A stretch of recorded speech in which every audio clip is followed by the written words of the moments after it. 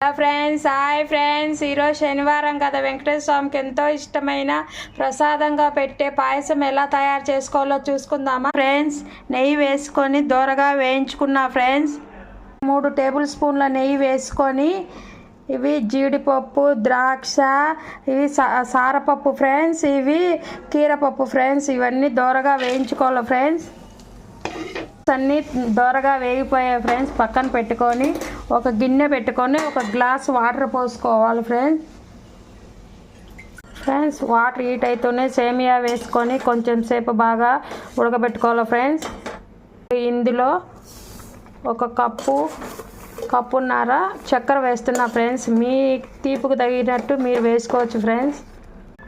సేమియా, షుగర్ అన్నీ బాగా ఉడికినది ఫ్రెండ్స్. ఇప్పుడు 1/2 లీటర్ పాలు పోసుకుంటున్నా ఫ్రెండ్స్. ఇప్పుడు యాలకలు, సోంపు, డ్రై